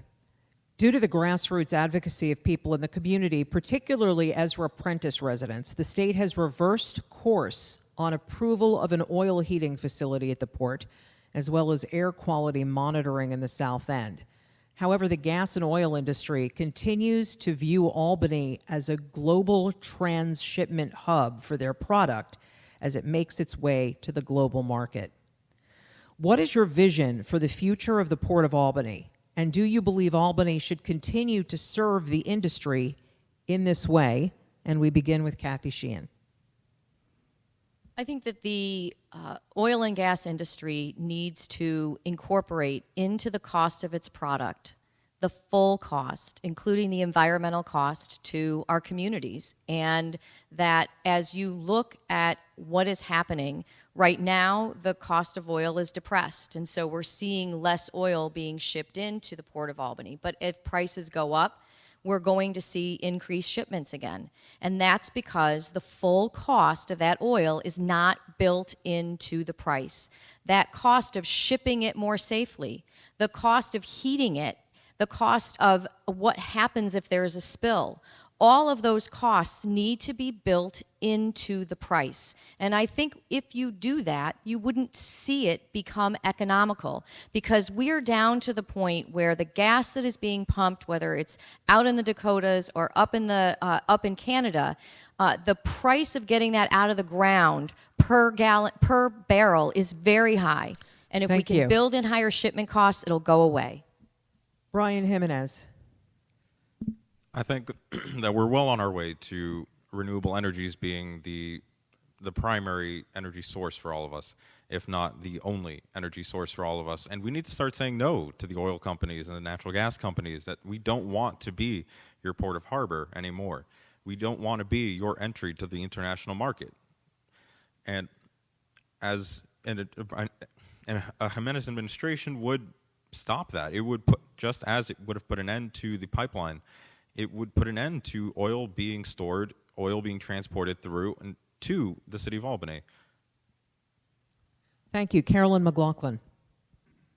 I've had the opportunity to be a part of discussions around this issue in the South End for a number of years. And I believe that the port itself, be it the oil company and they sit outside of the port, as they will tell you, or the port management itself, I think really has to take a greater look at how the effect that they're having on the community in the South End, and not allow the community to be an afterthought. Also, I believe that we could learn some lessons from the Queens Port that continues to grow, and making lots of money, taking business from the Port of Albany, because they're doing things a little differently.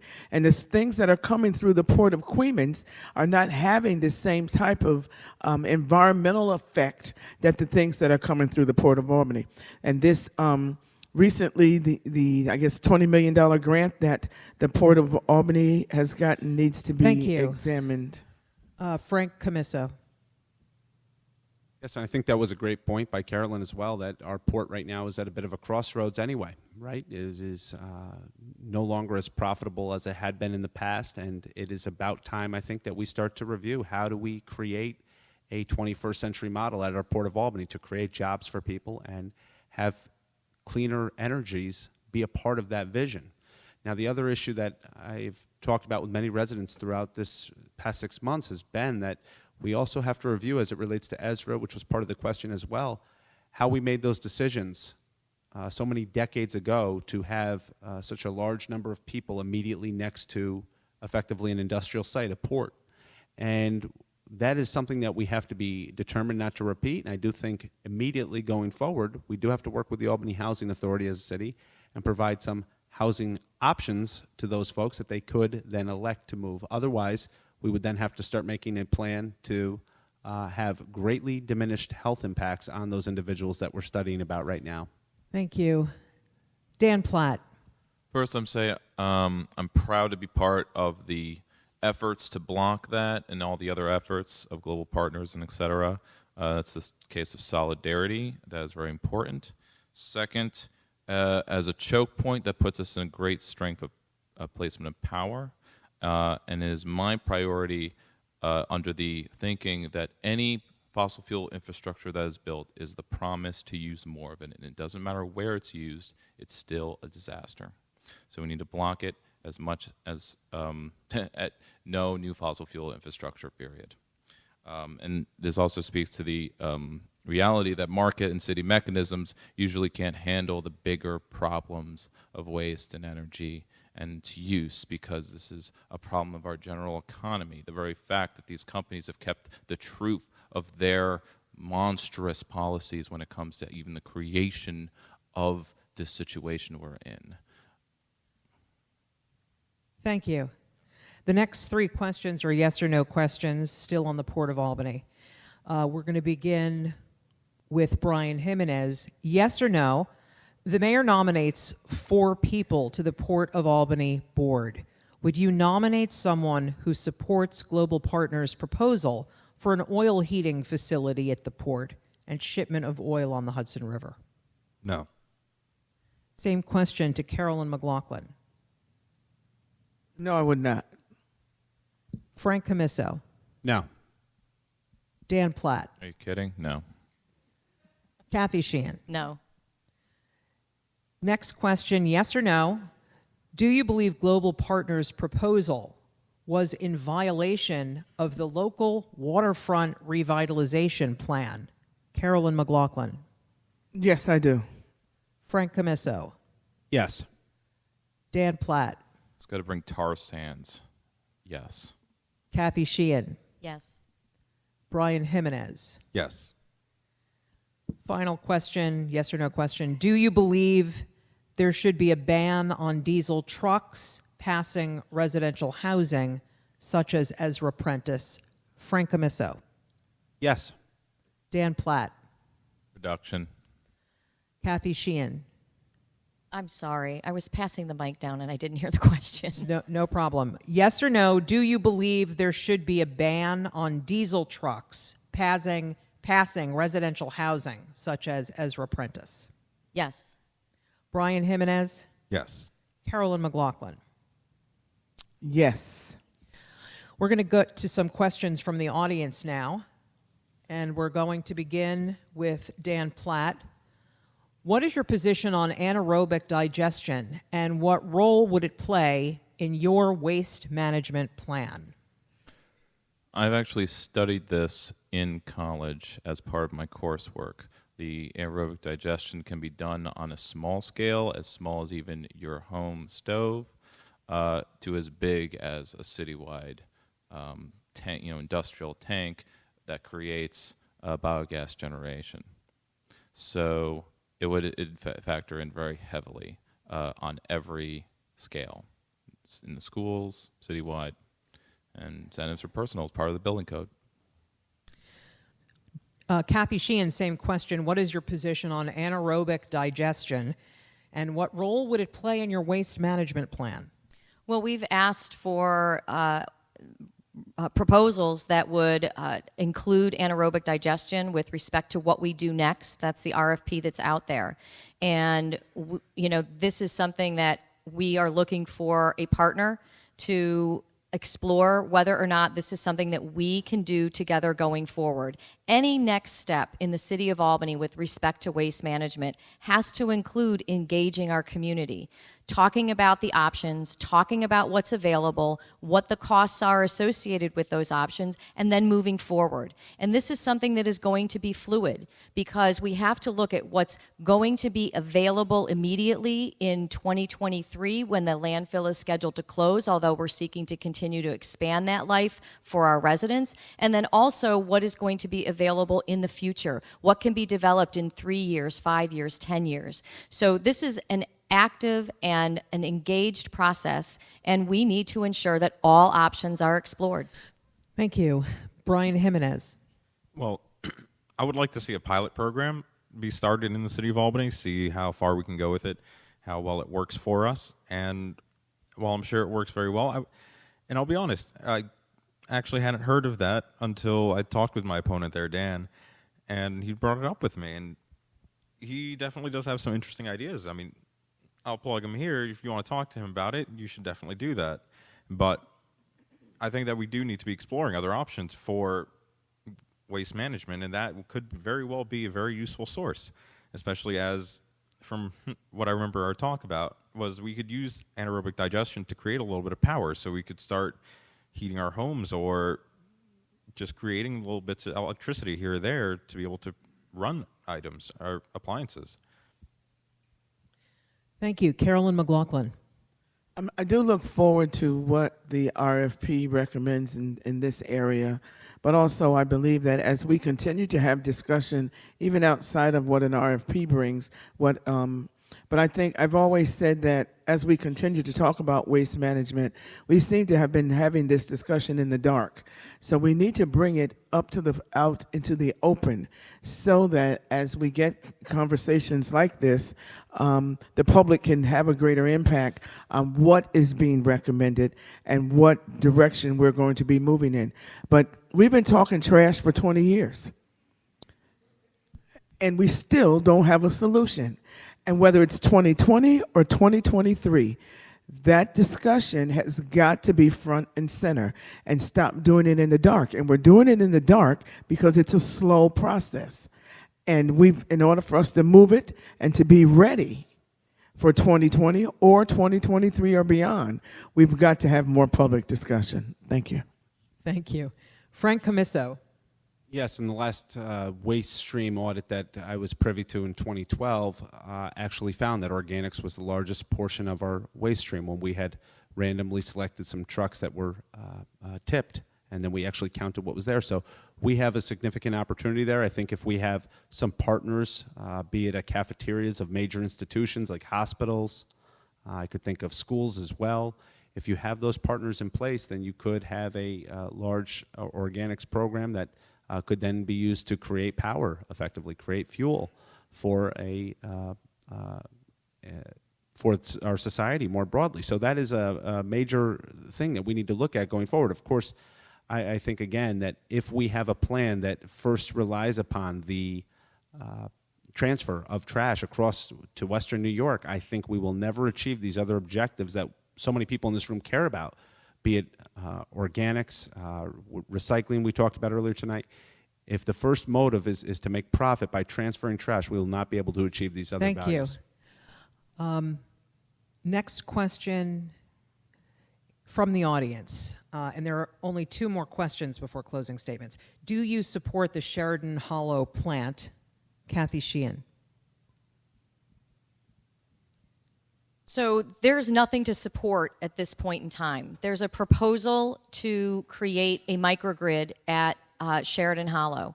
And I have made it clear to the New York Power Authority, to the Office of General Services of the state, and to the DEC that this is an environmental justice issue, that this project needs to be explained to the community, and that there needs to be a complete and thorough review of what, if anything, gets converted in that facility. We have to recognize the pain that was caused by the Answers plant, the fear that exists in the community, and the distrust that exists in the community. And I have been assured that that engagement will occur, that this will be fully discussed, that the community will have the opportunity to be heard on this, and that we will ensure that this is something that happens only if the community understands it, embraces it, and if it's going to result in cleaner air. Thank you. Brian Jimenez, same question. I think that we do need to take a step back and stop and see what the impacts on the community this plant would have. You're right, the Answers plant, it was an issue and it created problems with air quality. While I'm sure the state doesn't think that any sort of plant around here, around Sheridan's Hollow, is going to impact the environment or impact its residents very much, I think we need to stop, take a step back, and look at other and think about other renewable, preferably, options that we could put in its place. Because if we refuse to go that route, if we, as a city, stand together against any sort of fossil fuels being burned there, even if it's like natural gas, then the state's going to have to stop and think about it as well on their end. Thank you. Carolyn McLaughlin. Obviously, to me, the people who proposed this just came here. Nobody's left at OGS or New York Power Authority who understand what happened 30 years ago in Sheridan Hollow. Here we have created a whole new community with new housing, brought in wonderful homes for people to live in, brought in new people into our city. And now here we are talking about bringing in an energy grid that why wasn't this talked about in the midst of the development project that was going on over there to give people an understanding? Now you've got a whole community that has grown up and continuing to grow, and now you're going to tell them, well, look what we got coming for you. This is not fair. That is environmental injustice over there. And also, as we think about this, if you talk to some of the people who were in the neighborhood previously, they do blame what took place in that area on health conditions that are in their families in the past. Thank you. In the past. Fred Camiso. Just over the past few weeks and past couple months during this race, it's been clear that there are some larger forces that really want this project to happen, and I'm opposed to that. I look at what is being said here tonight, even that the community will be heard, that there will be a public process. These are the code terms that get used very frequently when there's going to be some large injustice. In this case, you have an environmental injustice that is being considered, where you're going to have power generated in a very urban area. Earlier tonight, we talked extensively about renewables at some segments of tonight's debate. That's what we should be talking about in an urban area. But in a densely populated area, to use a 20th century technology for power generation is absurd. And I don't even know why it's being considered at the state level. And unless there's some forceful pushback here from local leaders here in the city of Albany, then this can get on a trajectory towards passage and towards ultimately being implemented. And that would be a tragedy here for the city of Albany. Thank you. Dan Platt. Mm-hmm. So grids are good. Natural gas burning is bad. For the record, this is my neighborhood. And since this still is in the planning stage, then we need to push the state hard to look into geothermal, as well as geothermal to put into the building codes. This is where you go underground. It's always cooler underground or warmer, depending on what season it is. A comment about, and if they say no because they're a big state government and they don't have to listen to us, as is usually the case, we should push then for them to pay a much smaller amount, likely, for turning Sheridan Hollow into the Green District. During the renewal, there was a lot of ideas, but also a lot of disappointments as far as local residents like myself are concerned. Thank you. This is the last question. It also comes from the audience. Do you support the relocation of residents in I'm sorry. Apologies. Yes, I did hold my card up. I'm sorry.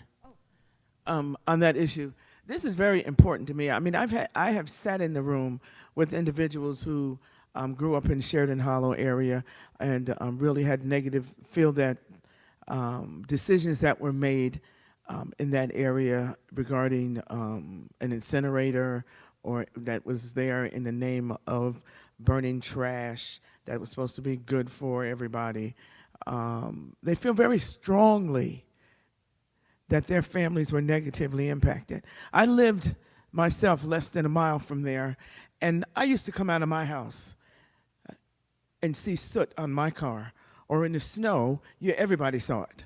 So and if you want people to get past that, then you need to bring them in the room and have a proactive conversation and not tell them that you know what's best for them. Or we are creating another community like it's down at Ezra Prentice, down at the river. We talk about decisions that were made back in the 60s, 50s and 60s. Here we are, 2017, about to make another Thank you. decision that's going to negatively impact our community.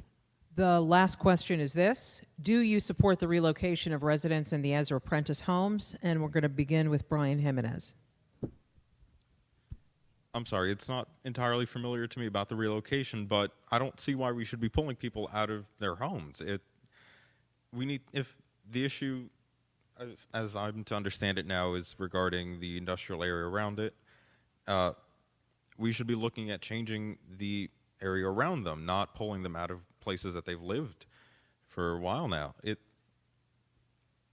With regards to that, it's just wrong to disrupt people's lives when there are other issues behind them that they could be looking at. Thank you. Carolyn McLaughlin. The question should be asked, do the people want to move? And a lot of them don't. So that's the question to be asked. Do the people want to move? Now, the state has now put in a $500,000 air monitoring station there. If that monitoring station, the data that comes out of there determines that the air quality is detrimental to the health of the people there, then I don't think we'll have any choice but to move people. But at this point in time, if you talk to the residents there, as I have over the last 4 years, people have been there for 20, 30 years. They don't want to move. That's their home. They believe that the people who are contributing to the problem should be the ones who should be moved. So the question comes, the answer to this question should be dictated by what the residents that live at Ezra Prentice want. Thank you. Frank Camiso. I approach this very much from a logical standpoint, and from the folks that I've talked to, that not many would want to move. But I think we should provide and work very closely with the Albany Housing Authority to provide a housing option to folks that would want to immediately move, because it would make sense to suggest that we are conducting this air quality testing. There is a strong sentiment that there could be negative health impacts, and those are being studied further as well. But the folks that are most immediately close to the source of pollution, which is the Port of Albany, then those folks should have an ability to move to other parts of the city if they want to pursue that option. Now, long-term, intermediate and long-term, we have to adopt, as I said earlier tonight, a 21st century model of commerce at the Port of Albany that is not reliant upon fossil fuels. But in the short term, I do believe we should provide a housing option. And some folks may want to take advantage of that for themselves, their families, and I think that that's the appropriate path forward for the city. Thank you. Dan Platt. So this kind of issue kind of goes to one of the paradoxes of our economy and how it works, that the city needs the tax revenues from the port. The port is doing well because of the importation and transit of fossil fuels, which then damage. And we know the air is damaging. Most of what the state's doing is a mere technicality to prove it. Otherwise, what can be done is to invest in the soft infrastructure. Any air pollution can be mitigated by putting more greenery in, and that's a lot cheaper, as well as, of course, reducing the amount of actual traffic and pollution happening. And that is a long process, but it's one that we can start immediately, and then no one ever has to move. No one has to be relocated. We can stop the cycle of structural violence that permeates our society. Thank you. Kathy Sheehan. So with respect to Ezra, the residents there have been given the option to move. So I want to make sure that that's clear. So if residents do not feel safe and do not want to be there, they have been given the option to move to other housing or to get a voucher which they can take to other parts of the city. The issues with the air monitoring are going to allow the DEC to determine whether or not there is air that's coming from the port where there are violators, people who are violating their air permits, and do enhanced enforcement so that that is not an issue, or to determine whether or not we have an issue with diesel. And with 1,000 trucks rolling by Ezra every day, I think it's pretty clear that there's going to be an issue with diesel. And that will give us the tool that I think we need to implement, which is to remove those trucks from that stretch of road. We have to advocate with DOT to be able to do that. We need to have better advocacy with respect to the trucking companies so that the impacts of those truck passages past these homes ends. Thank you very much. We will now have closing statements. Each candidate will have 1 minute, and they will be in the reverse order of the opening statements. I want to thank you all, both candidates and the audience, for demonstrating your civic concern by attending this event, and especially for the respect that you have shown throughout the evening. Don't forget to pick up your league material on your way out. And most importantly, don't forget to vote on Tuesday, September 12th. We will begin the closing statements with Carolyn McLaughlin.